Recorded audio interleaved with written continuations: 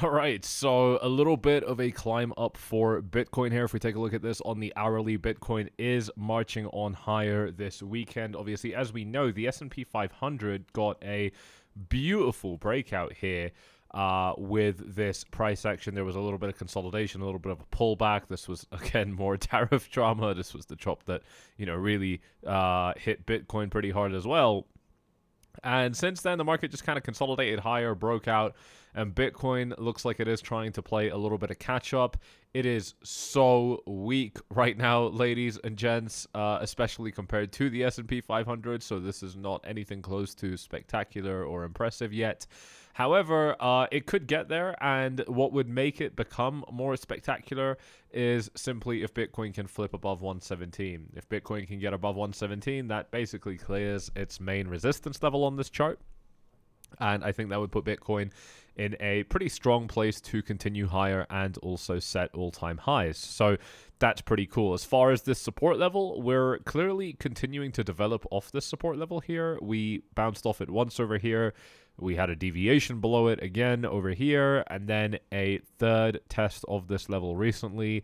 That means we've tested this level essentially 3 times with a deviation in between as well, within a period of less than 2 weeks. So this is definitely still a weak market by that measure. And I think if Bitcoin does manage to fall back down to this support level again, I really don't see how this level is going to hold for a 4th time. And that would make me expect low levels like 102, maximum down to like 98 for a first leg. If it does continue to get worse from there, then, obviously we could be tumbling deeper into the 90s. We've got really good support down here at 91. I know that nobody really wants to see levels like that, but look, hopefully you've been around for enough time to know now that the market doesn't give a shit if you're not happy with those levels. So please do not think that just because you wouldn't be able to tolerate those levels, that the market cannot take you down there. That would be quite a dangerous mistake to make, and we certainly don't want to be making such reckless mistakes like that. In fact, I think points like that are so important that you really want to make sure that you know all of these things up front when you're entering the market here, so that essentially, every time you make a bad decision, you're taking time away from yourself where you could have made money, right? That's a big price to pay, especially inside of a crypto bull cycle. You want to know that you're putting the right foot forward every single time. We've got a brilliant offer for you guys, BroFi. I've already told you guys about it. It is still in early access pre-launch right now, and what that means is that once you join, you're not paying for renewals, and you're locked in at a lower renewal rate when renewals do start. And because the group is still small, you guys have got pretty intimate access to me. So jump inside using this link here. It's going to be like enter.brofi.com if you do want to get yourself inside. Super, super excited for that. We do have the group chat lit up. And because I did get a couple requests from that group, I do want to cover Solana. This was a request from one of the members here. He wanted me to take a look at Sol USD. It does look pretty good here. We do have a kind of consistent finding of support coming in at about 178, which is nice. We are bouncing off that level on the Sol BTC chart. We're also hanging out at roughly the same kind of place. Obviously this stuff is going to move largely dependent on Bitcoin. I think this level for Bitcoin is basically the 107K level. So, Solana is also finding support at that level. But I think Solana's chart structure just looks a lot healthier. I think that the fact that Solana had this high right here, that it was continuously getting rejected from, even getting rejected right here, and then it kind of flipped into support, and then it flipped back into resistance, and now it's flipped back into support again. I just think that there's a lot of respect coming in at this level, and the fact that it's kind of, the top of this range here that stretches between 118 and 180. This is honestly historically one of the most important ranges in Solana's entire price history, certainly in recent price history going back toward the beginning of 2024 up to today. This 120 to 180 range has been pretty important. So the fact that Solana's held on to it, I think, is so good. I think that's a really, really good sign. Again, Sol BTC in a similar kind of position inside of a massive bullish triangle here. These kind of triangles are breaking out consistently right now, ladies and gents. I mean, XRP obviously had its really, really big breakout against the dollar, I'm on the wrong chart here. That's why that was confusing. So against the dollar, it had its kind of symmetrical triangle, which basically looks a little bit like this.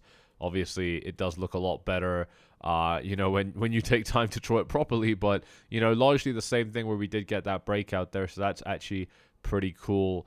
Looks like XRP is also just kind of trying to, you know, kind of see some of its resistance levels here. So if this doesn't turn into a rejection at this stage for XRP, that is going to mean potentially a recovery, you know, much deeper into the kind of $3 kind of territory as well, which would be very, very cool.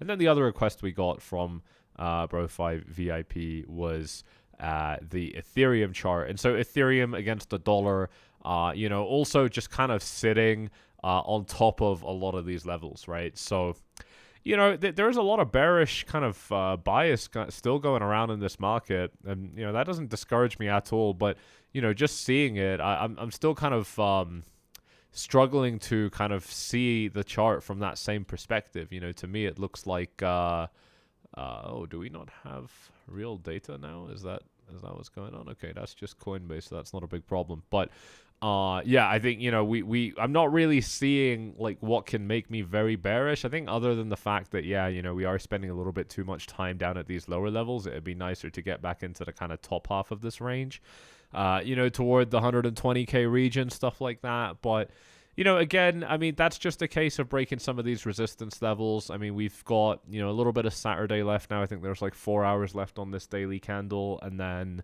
we've also got Sunday. So I think that's a lot of time for Bitcoin to kind of find, you know, some sort of price match with its positive correlation with the S&P 500. You know, in other words, that was a very bad way of phrasing it. In other words, I think there's some time for Bitcoin to, you know, play a little bit of catch up basically with the S&P 500 over the course of this week. And I think, you know, it's no surprise that we've kind of moved up stable like this. I think if we do end up pulling back from here, you know, a nice pullback zone would be essentially like 109, 108. But, you know, really I am looking at this thing now from this point onward, just kind of climbing deeper into the teens here, the 110 kind of thousand range, 110 to 117, getting deeper into that range. I don't really see any real resistance until 117, so I don't think that should be too big of a problem.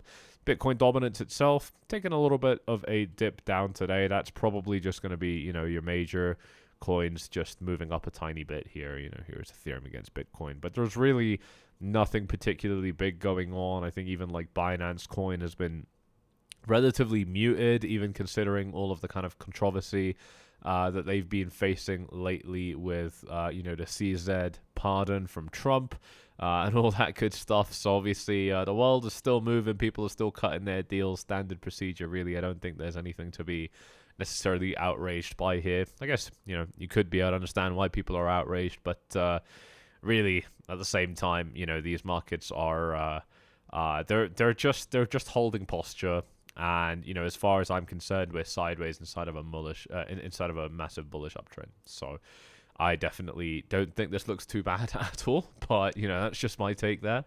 I really hope you have enjoyed this one. You know what to do. If you have, smash up those likes, subscribe, tick the bell, do all that good stuff. And we'll see you all in the next one. Like I said, check out BroFi pre-launch early access right now. The link is going to look slightly different, but it's going to be at the top of the description. You get direct access to me, as well as a bunch of resources that we're still currently building out, which is why you're not going to pay a renewal fee right now until it does come out of early access, which is crazy because you're getting it at the lowest prices it will ever be at as well. So definitely do jump in if that does sound exciting to you. We'll see you all in the next one. Cheers.